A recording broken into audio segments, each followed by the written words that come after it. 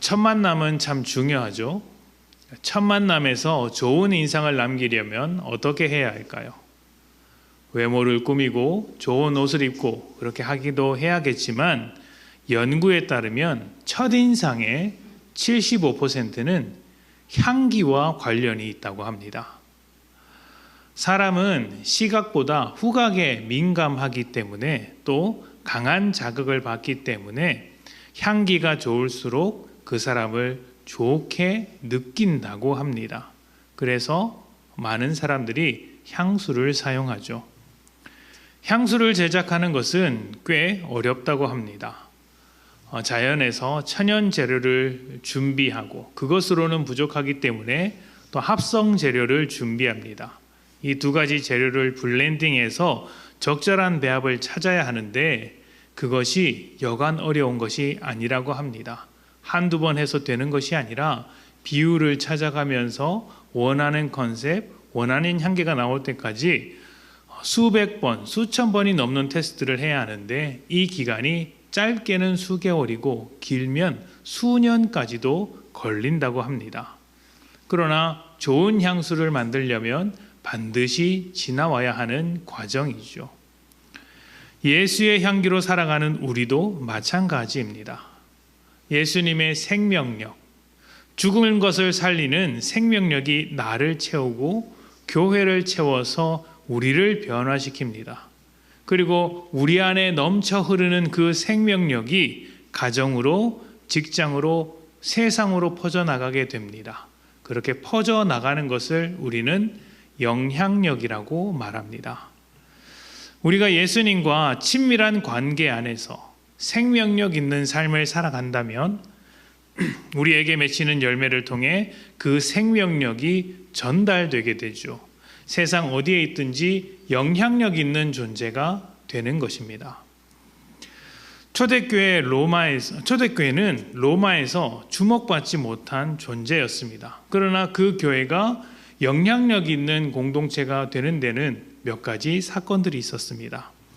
반대와 핍박 속에서도 예수의 생명력을 전해주는 헌신과 섬김이 있었던 것이죠. 2세기와 3세기경 로마 제국에는 큰 전염병이 있었습니다. 로마 군대가 원정을 다녀오면서 전염병을 가지고 왔고 그것이 로마 도시 전체에 퍼지게 되었는데 이때 전염병으로 인해 인구의 3분의 1 이상이 사망했다는 기록도 있습니다. 그 당시 로마 사람들은 전염병에 걸려 죽은 사람들을 어떻게 생각했을까요?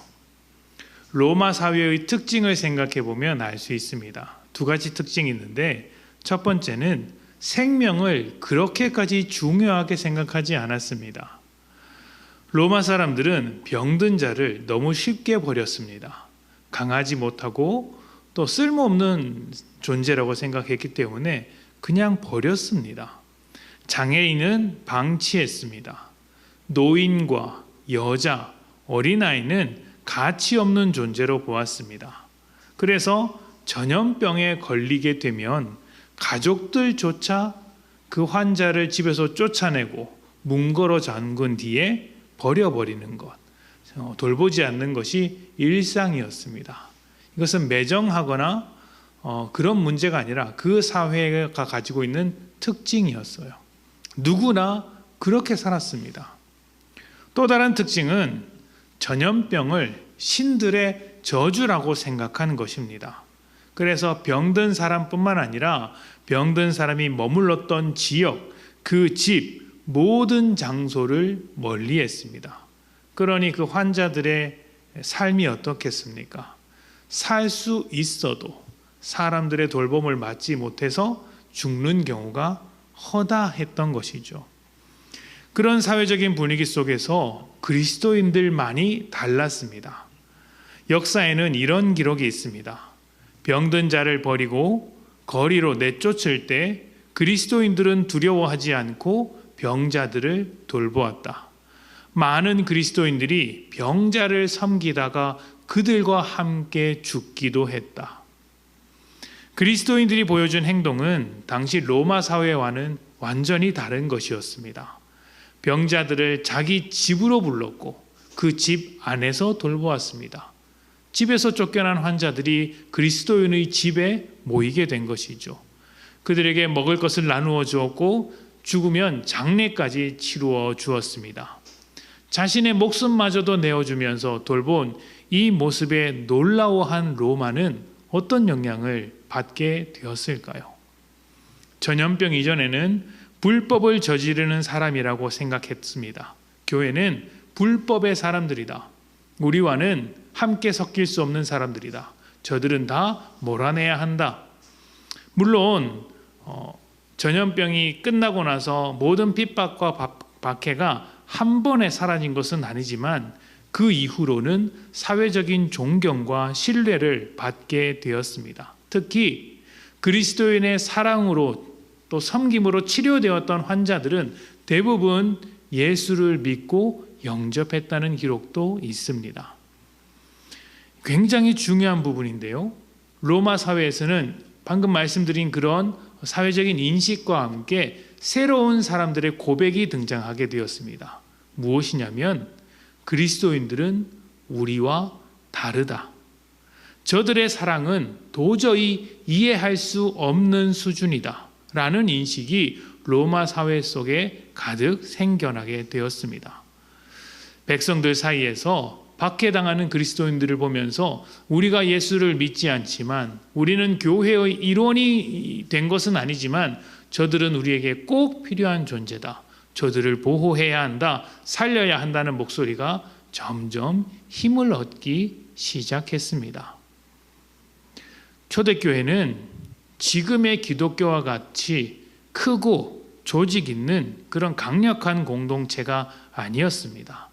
규모로 따지면 정말 초라한 공동체였습니다. 소수 중에 소수였죠.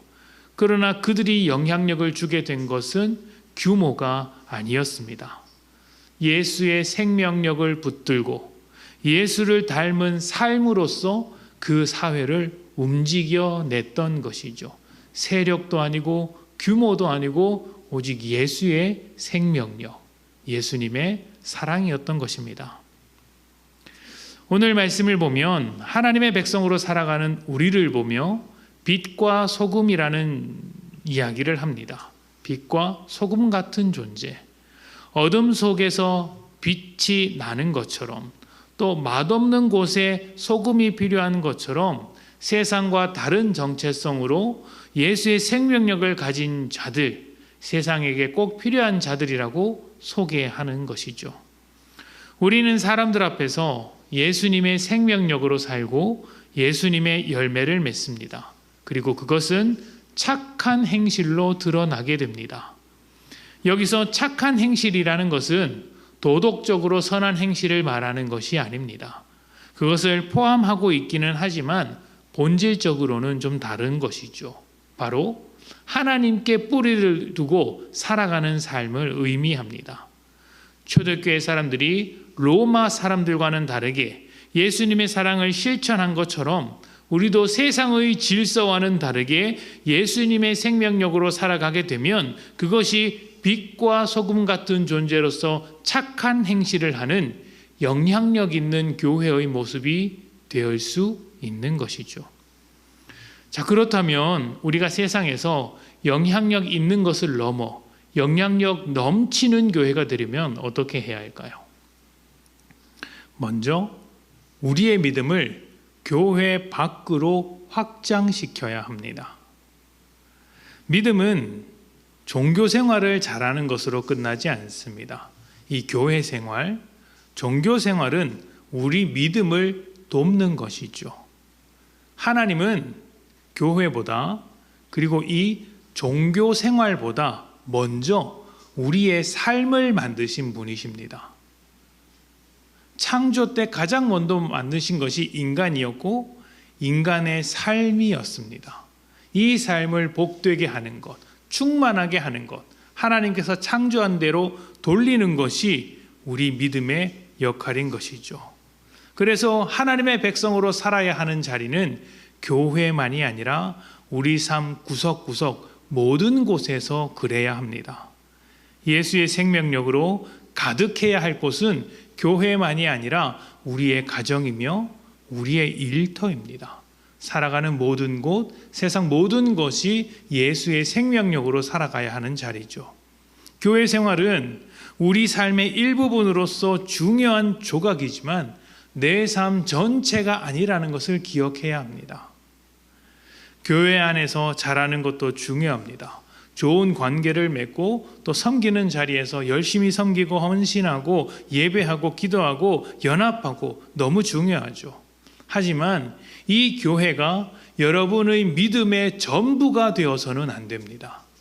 여러분의 믿음은 삶 전체에 퍼져 있어야 한다는 이야기죠. 교회 밖에서도 동일한 믿음으로 살아가야 합니다. 그러니 이게 좀 이상한 말일 수 있는데 여러분, 교회 자주 오시되 너무 자주 오지 마십시오. 월화수목금토일 우리 교회가 그렇게 하고 있지는 않지만 월화수목금토일 매일매일 교회 오지 마십시오. 삶으로 가서 믿음으로 사는 것이 중요합니다. 교회 너무 자주 오지 않는 대신 교회 밖에서 더 열심히 사는 것입니다. 그런데 세상처럼 열심히 사는 게 아니라 예수의 생명력으로 열심히 사는 것이죠. 그렇게 될 때 우리는 세상 속에서 빛과 소금처럼 예수의 생명력을 전하는 영향력 넘치는 교회가 될 것입니다. 자, 그 다음으로는 우리가 세상에서 하나님 나라의 백성답게 사는 것이 영향력 넘치는 교회가 되는 비법이라고 할 수 있습니다. 세상에서 하나님의 백성답게 살아갈 때 영향력 넘친다. 예수님께서는 우리를 빛과 소금이라고 하셨습니다. 이것은 우리의 정체성이 그들과 다르다는 것을 강조하기 위한 것이었어요. 어둠 속에서 빛으로 사는 것 같이 예수를 믿는 사람은 튈 수밖에 없다는 것입니다. 또 맛이 없는 곳에서 소금으로 존재한다면 그 지역은 다른 맛을 가질 수밖에 없겠죠. 그래서 우리가 그 맛을 잃어버리면 쓸모없는 존재가 된다고 하지 않습니까? 우리가 세상과 같이 맛 잃은 존재가 되면 우리는 그리스도인으로서 존재할 이유가 없죠. 세상은 세상 나름대로의 가치가 있습니다. 목적이 있습니다. 누구나 자신만의 가치를 따라 살고 있습니다. 그 가치들이 다 나쁘기만 한 것은 또 아닙니다. 오히려 성경과 비슷해 보이는 가치들도 존재합니다. 예를 들면 가정이라든지 또 사랑하고 섬긴다든지 이웃에 대하여 또 어려운 이웃에 대하여 나누고 봉사한다든지 이런 것들도 다 세상이 가지고 있는 가치이죠. 그들도 사랑하고 섬기고 따뜻하게 살아가는 것을 원합니다. 하지만 본질적인 면을 들여다보면 차이가 있습니다. 본질에서 다른 거예요. 세상이 추구하는 가치와 목적에는 하나님이 없습니다. 오직 자기 중심적인 것만 있습니다. 그래서 아무리 중요한 가치라 할지라도 아무리 중요한 일을 한다고 할지라도 내 마음에 들지 않으면 그냥 포기해버립니다. 여기에 가치를 두고 여기에 목적을 두고 열심히 달려간다고 한들 그것이 내 마음에 들지 않으면 그냥 내어 던져버립니다. 나에게 손해가 찾아오면 더 이상 안 합니다. 왜냐하면 그 어떤 가치도 나보다 내 자신보다 더 중요하지는 않기 때문이죠. 하지만 예수의 생명력을 가진 우리는 다릅니다. 죽기까지 자신을 내어주신 십자가의 깊이를 아는 사람들이죠. 그래서 우리는 나를 넘어설 수 있습니다. 자기 중심적으로 살지 않고 하나님 중심적으로 살기 때문에 나의 한계를 뛰어넘을 수 있죠. 내 마음에 들지 않더라도 십자가를 지는 마음으로 하나님의 뜻을 쫓아 살아갑니다. 세상이 감당할 수 없는 크기의 사랑이죠. 때로는 나에게 손해가 일어나도 내 삶이 하나님께 붙잡혀 있다는 믿음으로 그 손해마저도 감수하면서 한 걸음 더 나아갑니다. 바로 이 사랑이 강력한 힘이 되어서 세상의 변화를 촉구하는 것입니다. 그러니 우리는 어떻게 살아야 할까요? 세상 속에서 세상과 같은 모습으로 가치를 쫓아가는 것이 아니라 믿는 자답게 하나님 뜻대로 예수의 생명력을 품고 살아가야 합니다. 나를 중심으로 사는 것이 아니라 하나님을 중심으로 살아가는 것이죠. 세상이 자신을 위하여 정직을 포기할 때 우리는 하나님 앞에서 더 정직해야 합니다. 진실해야 합니다. 또 책임지기 싫어하는 사람들 앞에서 조금 더 책임감 있게 행동합니다. 왜냐하면 우리를 부르신 하나님께서 우리와 함께 하시기에 그 자리를 나의 사명 또는 소명으로 삼기 때문이죠. 하나님 때문에 더 깊이 있게 책임 있게 살아가는 것입니다. 또 사랑이 사라지는 시대 속에서 예수의 사랑을 경험했으니 세상이 알 수 없는 그 사랑을 선포하며 살아가는 것, 이것이 영향력이 넘치는 교회가 되는 또 하나의 비결이라고 할 수 있습니다. 이것은 크고 작음과 상관이 없습니다. 하얀 캔버스 위에 점 하나 찍혀 있으면 여러분, 모든 사람이 캔버스를 보는 게 아니라 그 점 하나를 봅니다. 또 신발 안에 작은 모래알갱이 하나 들어있으면 온 발이 불편해서 집중하게 됩니다. 그 작은 것 하나 때문에 영향을 받는 것이죠. 아무리 작아도 본질이 다르면 영향력이 생깁니다. 우리의 삶이 규모는 작을지라도 또 우리의 교회가 작은 것은 사실이지만 본질이 주님께 있으면, 복음 가운데 있으면 우리는 세상의 빛과 소금이며 예수의 영향력을 넘치도록 줄 수 있는 존재라는 것을 반드시 기억하셨으면 좋겠습니다. 자, 그런데 여러분, 우리가 한 가지 더 기억해야 할 게 있습니다. 우리의 영향력은 결코 편안한 자리에서 만들어지지 않는다는 것입니다. 빛이 어둠과 만나야 환해지듯이 하나님 나라의 삶은 세상과 충돌할 때 선명해지는 법입니다. 어떻게 충돌하게 될까요? 우리의 사랑은 세상이 사랑하지 않는 자리에서 빛납니다. 우리의 정의는 세상이 부당함으로 가득할 때 확실히 드러납니다. 억울한 상황이 올 때 우리의 겸손이 드러나며 손해볼 때 포기하지 않고 끊임없이 다가가는 우리의 모습이 빛나게 되죠. 아무도 믿지 않을 때 우리의 믿음이 비로소 힘을 얻게 되는 것입니다. 세상은 이런 우리의 모습을 볼 때 당황할 것입니다. 왜 우리와 다르게 살지? 왜 저런 길을 선택하지? 그래, 저 사람은 우리와 다르구나. 나는 믿지 않지만 저들을 인정하지 않을 수 없다. 예수님의 말씀처럼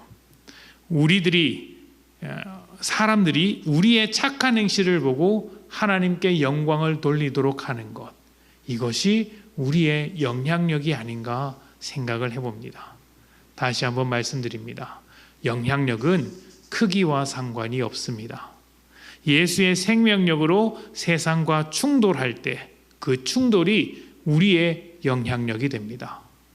우리 모두 세상에서 빛과 소금이 되고 또 예수님의 진한 향기가 되어서 영향력 넘치는 교회, 이 경북도청 신도시에서 가장 복음을 잘 전하고 예수의 생명력을 나눌 수 있는 그런 영향력 넘치는 교회가 되기를 축복합니다. 우리 이 시간 함께 기도하겠습니다.